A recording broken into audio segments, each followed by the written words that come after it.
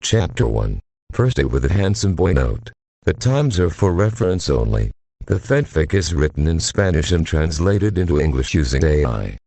Monday, April 6, 1992, 6 o'clock a.m. 12 p.m. The alarm clock didn't go off. Not that it was broken. It was that 14-year-old Yusuke Tosuko possessed an almost supernatural ability to hit the snooze button without ever fully emerging from sleep. Her hand, autonomous and treacherous, moved with the precision of a sleeping samurai. Click. 5 more minutes. Click. Another 5. Click. Until time became a blurry, anxiety-inducing enemy. Usage. Her mother's voice, Ikiko's, pierced through the door like a gunshot. It wasn't a question. It was a sentence. Usage sat up with a jolt, her blonde hair a bird's nest and a shiny drool trail at the corner of her lips. The clock on her nightstand read 7:48 a.m.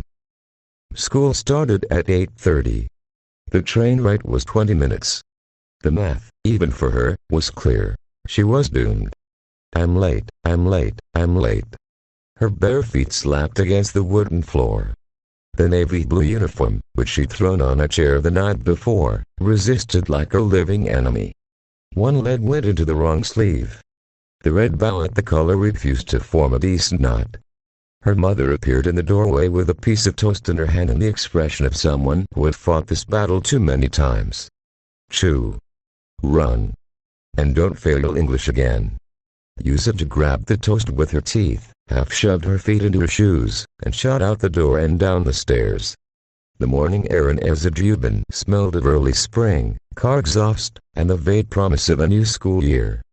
The streets were full of students in immaculate uniforms, walking in groups, laughing, catching up about vacation. She was a disheveled comet, zigzagging among them, toast half-chewed, her heart pounding in her chest. I hate Mondays. I hate school. I hate waking up early. Why can't I be born rich and sleep until noon?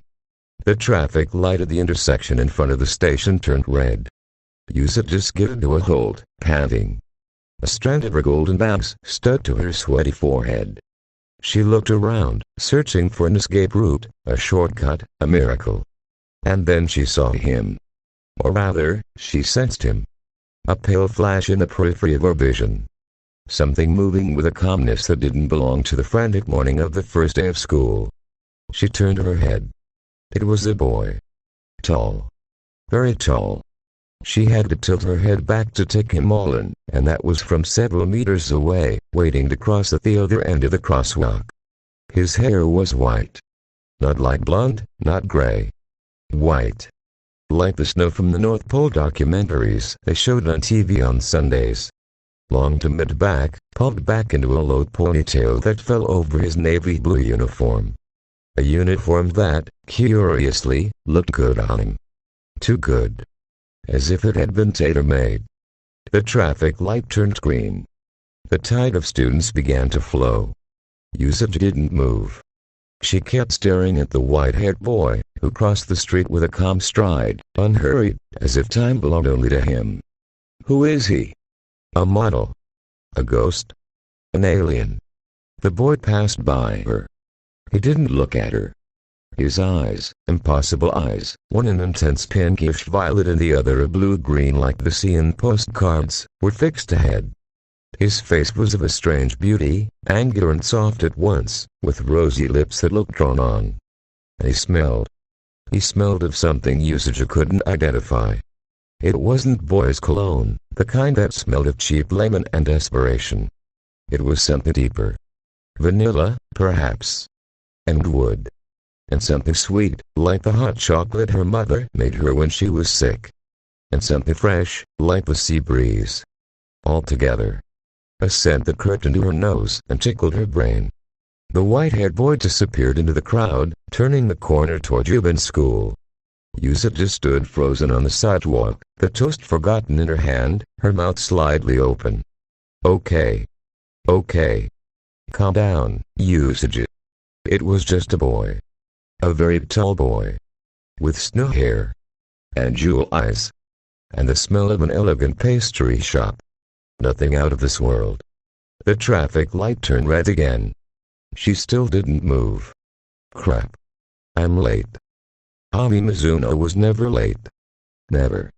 Her alarm had gone off at 6:15 a.m., as it did every morning. She'd gotten up without complaint, made her bed with millimeter precision, washed her face, and eaten a breakfast of whole wheat toast with a slice of cheese and a glass of milk. Her mother, Dr. Mizuno, was already gone. Night shift at the hospital. She'd left a note on the fridge. Have a good first day. Love you. Mom. Ami had put the note in her backpack pocket, alongside her perfectly aligned pencils and the bento she'd prepared the night before. She'd put on her uniform, checked that it had no wrinkles, and left the house with time to spare. She walked to a Juban school with a paperback in her hand. A brief history of astronomy. She'd checked it out from the library the previous week. She was fascinated by the vastness of the cosmos, the precision of the orbits, the silent dance of the planets. It was an order that contrasted with the chaos of human relationships, a chaos she had never fully learned to navigate. Ami looked up from her book just in time to see a blunt comment speak past her. Usagi-chan. Usagi skidded to a halt, nearly fish-tailing. She turned around, her face flushed, the toast already reduced to a miserable crust. Ami-chan. I'm late. Again. I hate it. Ami smiled softly. It was the same scene as always. Usagi running, Usagi complaining, Usagi being a small, adorable disaster. She'd met her the previous year, when chance sat them next to each other in class. At first, Ami hadn't known how to interact with her. Usagi was everything she wasn't. Loud, expressive, chaotic. But somehow, their friendship had blossomed. Usagi didn't look at her like she was a weirdo because of her perfect grades. She just asked her to copy her homework every now and then. Let's go together, Ami said, putting away her book. If we run, we can still make it. You're an angel, Ami-chan. I owe you my life.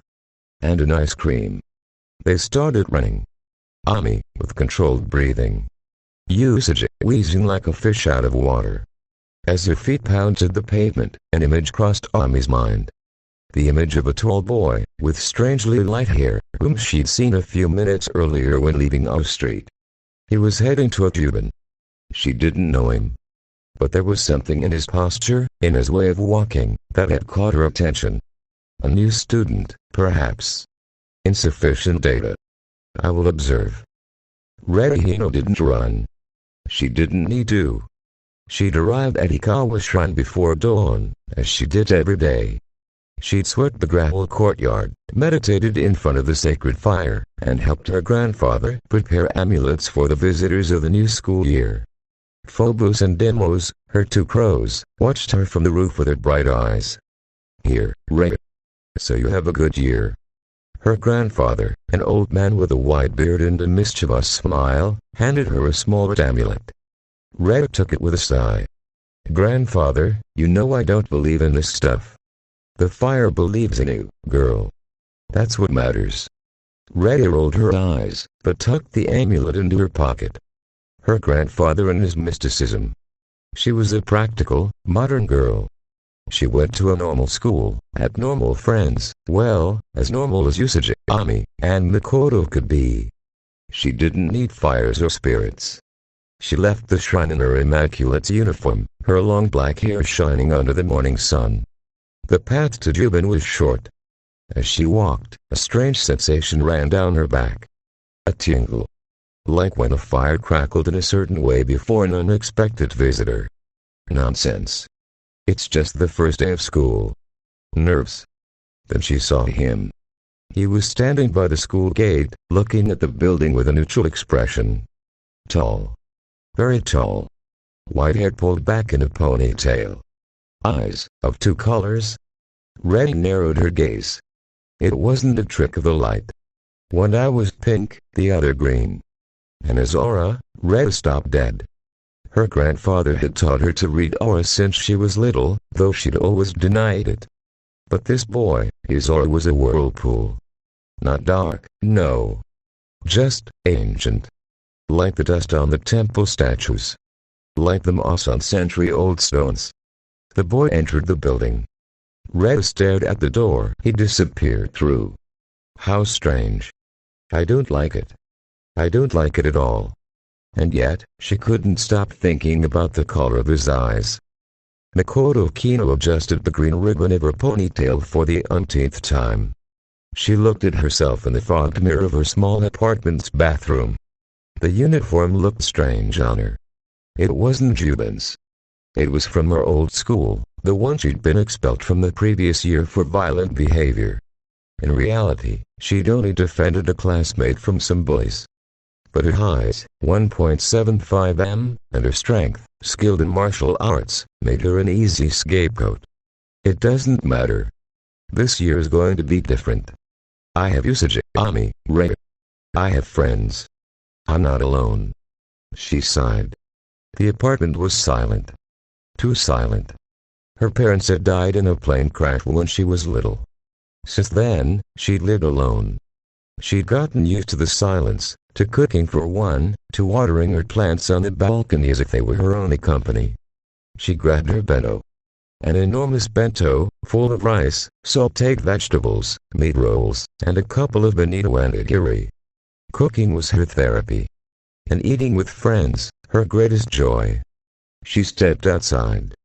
The fresh air filled her lungs. Juban wasn't far. As she walked, she saw in the distance a familiar figure running frantically, followed by another, more measured one. Usagi and Tommy. As always. She smiled. She quickened her pace to catch up with them. But just before reaching them, a tall, pale figure rounded the corner and entered the school through the main gate. Makoto only saw him from behind. A navy blue uniform. A ponytail of white hair. A broad, straight back. Tall. Taller than me. That simple thought caused a strange flutter in her chest. At her old school, the boys looked at her as if she were a monster for being taller than them. They were afraid of her. This boy was taller. Much taller. Curious. She hurried her step to join her friends. Classroom 2 smelled of old wood, chalk, and anticipation. Usagi collapsed into her seat like a sack of potatoes, still panting. She'd arrived just in time, thanks to Ami's final push. Next to her, Reda was already seated, her back ramrod straight, a slight expression of displeasure on her beautiful face. You are late again, dumpling head. That's not true. I arrived exactly when the bell rang. That counts. It doesn't count. Makoto entered behind them, with her giant bento and her warm smile. Good morning, girls. Ready for the new year? I'm not, grunted Usagi. I want vacation to come back. Ami took her seat beside her, arranging her pencils in perfect formation. The school year is an opportunity for new learning and to strengthen our bonds. We should view it with optimism. Yeah, what Ami said Makoto, giving Usagi a pat on the back that nearly knocked her off her seat. The classroom door opened. Haruna Sakura, the teacher, entered in her pink button-down dress, her pink earrings, and her eternal expression of a single woman who had given up on finding love but not on cats. Behind her, a tall, pale figure filled the doorway. The entire classroom fell silent. Usagi felt her heart stop. It's him. The boy from the street. The one with the snow hair. The one with the jewel eyes. He's here. In my class. Ami mentally adjusted her glasses. Confirmed. New student. Complete heterochromia. Estimated height, 1.85 m. Upright posture. Controlled breathing. Insufficient data. Requires observation. Red felt the tingle in her back return with force. His aura, in here it's even more intense. Like white fire. I don't like it. I don't like it at all. Why can't I stop looking at him? Makoto observed him with frank curiosity. He's taller than I thought. He's not looking at me weird. In fact, he's not looking at anyone. He just is. Miss Sakura cleared her throat, clearly affected by the new student's presence. She smoothed her dress and forced a professional smile. Good morning, class. Before we begin the opening ceremony, I'd like to introduce a new classmate. He's transferred from Siren Academy. I hope everyone gives him a warm welcome. Chiba, come, please." The white-haired boy stepped forward. His voice, when he spoke, was like a cello playing a low note. Velvety. Calm. Incredibly masculine for a 14-year-old boy. "I am Mamoru Chiba. I hope to get along with everyone. Thank you." He gave a slight bow of his head. Nothing more. He didn't smile.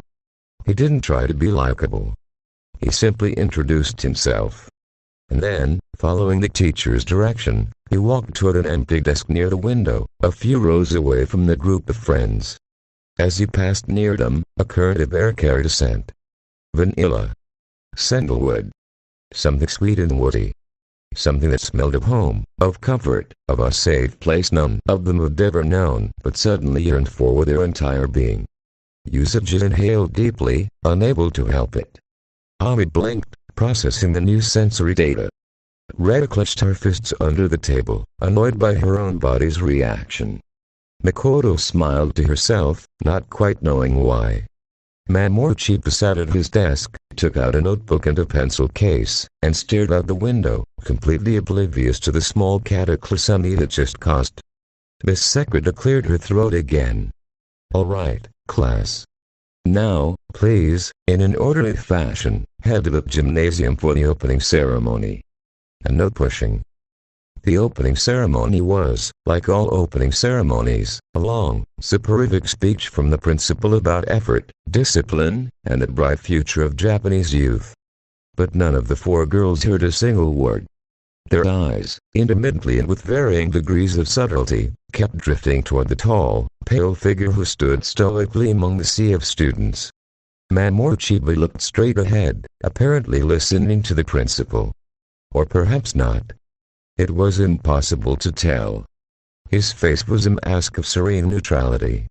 Naru Osaka, Usagi's best friend, leaned toward her and whispered in her ear, "Usagi, have you seen the new guy? He's super handsome. But kind of scary, don't you think? Like he's not from this world."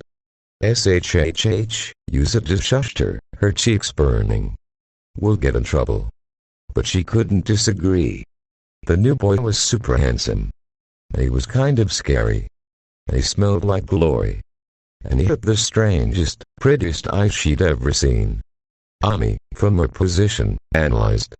The probability of complete heterochromia in the Japanese population is less than 0.0001%.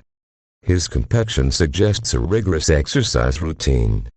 His vocal tone indicates uncommon breath control. His facial expression reveals no nervousness. Conclusion: atypical individual. Hypothesis: requires deeper study. Retta kept telling herself she wasn't looking. He's a new boy. Period. There's nothing special about him. His aura is weird, sure, but that doesn't mean anything. He's probably a conceited jerk like all handsome guys. I'm not going to look at him again. She looked at him. Again. Makoto, on the other hand, observed him with frank curiosity. She didn't feel Usagi's intimidation, nor Ami's analytical fascination, nor her furious denial. She just saw a very tall boy who, for once, didn't make her feel like a monster. And that, in a world, was a breath of fresh air. The ceremony ended. The students began returning to their classrooms in a murmur of footsteps and conversation. The four friends walked together, in silence. A strange silence, heavy with unspoken thoughts. Back in classroom 2A, classes began. Mathematics. Ami answered a complex question with her usual precision, but noticed that the new boy, Chiba, was watching her as she did so. Not with a typical envy of her classmates, but with interest. When she returned to her seat, their eyes met for an instant. He nodded slightly, almost imperceptibly. Ami felt a strange warmth in her cheeks and focused on her notebook. Interaction recorded. Meaning: uncertain. Japanese language. Reading a classical text. Retta followed along with feigned attention. In reality, she was watching Chiba out of the corner of her eye. He turned the pages calmly, without skipping a single line. His profile was clean, almost unreal. At least he reads. That's something. Unlike others. A strand of her long black hair fell over her shoulder. She brushed it away with a brusque gesture, annoyed at herself for getting distracted. English. Miss Secret asked something about the pronunciation of a difficult word. Several students tried to answer, failing spectacularly. Then, Chiba's velvety voice resonated through the classroom. The correct pronunciation is closer to this. And he pronounced the word with a perfect, native accent, as if he'd just stepped off a plane from London. The entire class turned to look at him. Miss Secreta's mouth fell open. Ami mentally noted. Native level English proficiency. Origin of knowledge. Unknown. Fascinating. Usage only thought. Wow. He speaks English. He sounds like a prince. I want him to read me a bedtime story. Red thought. Ghost. He's a culture ghost. Makoto thought. What a nice voice. He probably sings well. At one point in science class, while the teacher explained something about the solar system, Makoto absent-mindedly drew a rose in the corner of her notebook. She didn't know why. It just came out. She looked up for an instant and saw that Chiba was looking at her. Or rather, looking at her drawing. His impossible eyes rested on the ink rose, and a shadow of something, recognition, melancholy, crossed his face. Then, he looked away toward the window. Makoto was bewildered. Did he like my drawing? Or did it bother him? What a strange boy. The mid-morning break came as a bomb. 10 minutes of freedom. The four friends gathered in their usual corner of the classroom, by the window. Nair joined them, her eyes bright with excitement. Okay. This Chiba guy. Did you see him? He's super handsome. But he's a little creepy, isn't he? He looks like a magazine model. One of those Ingen. He's very tall, said Mikoto, with a smile. I like that. Finally, someone I don't have to look down at. He's interesting, added Ami, choosing the word carefully. His English fluency suggests an uncommon education. And his behavior is very reserved. He doesn't interact with anyone. He's probably conceited, Red declared, crossing our arms. Handsome boys from private academies always are. He probably looks down on us. Well, he'd return my pen, Yusuke said quietly. They all looked at her. What pen? In math class. I dropped it. He picked it up and gave it to me. Without saying anything. He just looked at me for a second and handed it to me. And? Asked Ray, raising an eyebrow. And nothing. He didn't seem conceited. He seemed, I don't know, normal. Like picking up pens off the floor was the most natural thing in the world. The girls were silent for a moment. Then, inevitably, their gazes drifted toward the other end of the classroom. Mamoru Chiba was sitting at his desk, oblivious to the stir he was causing. He had a notebook open and a pencil in his hand. He was drawing. Sure, precise strokes. He didn't look up. Every now and then, the pencil spun between his fingers with hypnotic fluidity. Pen spinning, they called it. He did it without looking, as if his fingers had a life of their own. And while he drew, a strand of his white hair came loose from his ponytail and fell across his cheek. He didn't brush it away. He kept drawing. The girls looked at each other again. What a strange boy. What an interesting boy. What a handsome boy. What a lonely boy. The bell rang, announcing the end of break. 10 minutes exactly. Classes continued. Social studies. Moral education. Time dragged on, dense and heavy with a strange tension. Every time Mamoru Chiba moved, every time his scent drifted through the classroom, every time his voice answered a question with disconcerting precision, something stirred in the air. And then, thank you for being here. Deixa tudo acontecer, deixa tudo acontecer. Hoje a noite é pra gastar tudo que a gente quiser. Bebe, bebe, depois desce. Gira e não esquece, gira,